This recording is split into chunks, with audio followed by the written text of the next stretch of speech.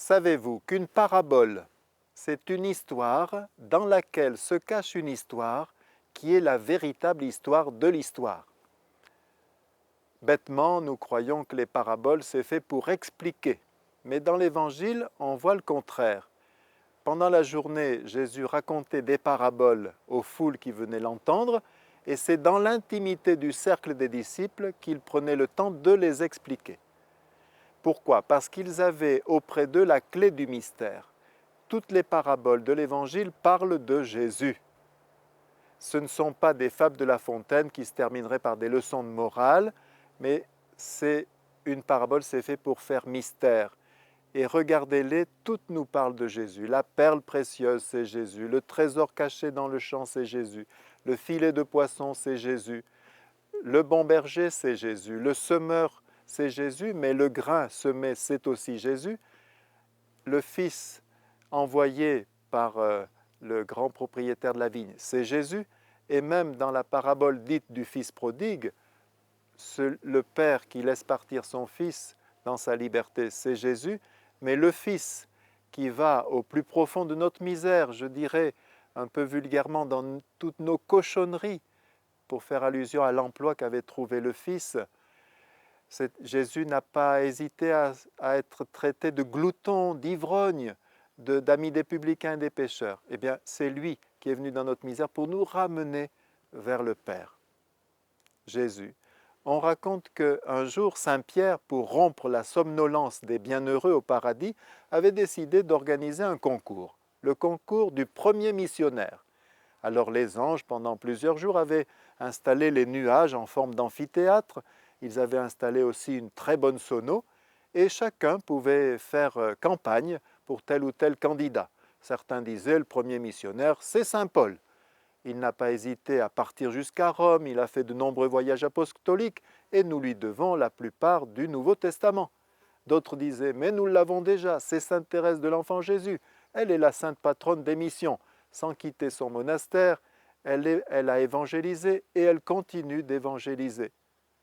D'autres disaient, faisons du neuf, c'est plutôt Saint François Xavier, qui est allé jusqu'au Japon, à une époque où ça n'était pas si facile, etc., etc. La campagne battait son plein. Et puis est arrivé le jour où le jury délibéra. Et finalement, le jury annonça que le premier missionnaire était une missionnaire, c'était Sainte Marie-Madeleine. Sous les applaudissements, elle est sortie de son rang tout en haut de l'amphithéâtre et elle est descendue. Et oui, elle est la première missionnaire parce qu'elle est celle qui a annoncé, y compris aux apôtres, que Jésus était ressuscité. Et la mission consiste à transmettre l'amour d'une personne. Et ceux qui ont fait l'expérience de sa miséricorde, ceux qui ont croisé son regard miséricordieux, sont les plus à même à le transmettre.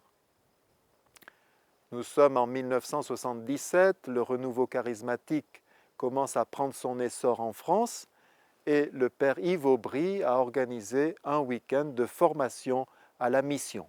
Au cours de ce week-end, une jeune femme vient lui dire « Moi, je voudrais bien évangéliser, mais je suis trop timide pour cela. Qu'est-ce que vous me conseillez ?»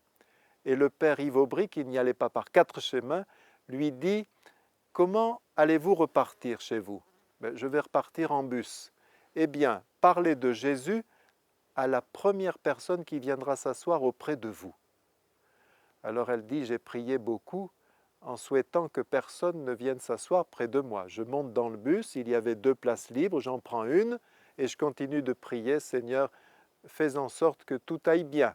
Et puis voilà qu'un monsieur vient s'asseoir à ses côtés. Là, elle ferme les yeux, elle prie très très fort et puis elle se lance et dit simplement, est-ce que vous connaissez Jésus? Pas de réponse. Elle ouvre les yeux et le monsieur pleurait. Alors elle a parlé un peu de prière et de miséricorde et puis l'inconnu est parti, est redescendu du bus à la prochaine station. Elle ne sait pas du tout qui était-il, pourquoi il pleurait, qu'est-ce qu'il est devenu, mais elle, sa vie avait changé. Le Seigneur avait inscrit en elle cette audace de la mission. Elle a été une des premières à lancer le renouveau charismatique dans un pays d'Afrique. Le cardinal Suénas, qui lui aussi était très proche du renouveau, avait cette belle petite histoire, peut-être inventée, je ne sais pas, qu'il disait en anglais, je vais essayer de le redire aussi dans cette langue que je ne prononce pas très bien.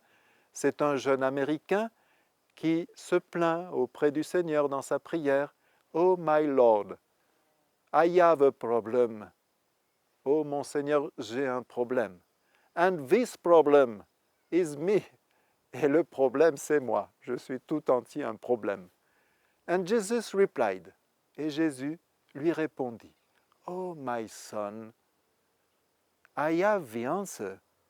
Oh mon fils, ça se trouve, ça se fait bien, c'est bien, j'ai la réponse. And the answer is me. Et la réponse, c'est moi. J'ai trouvé aussi dans la lettre aux équipes Notre-Dame, qui est un mouvement international depuis très longtemps, cette petite anecdote paroissiale qui s'est passée en Angleterre. Le curé de la paroisse avait remarqué le manège d'un monsieur assez âgé, genre SDF, qui, tous les jours à midi, entrait dans l'église et puis en ressortait presque aussi vite.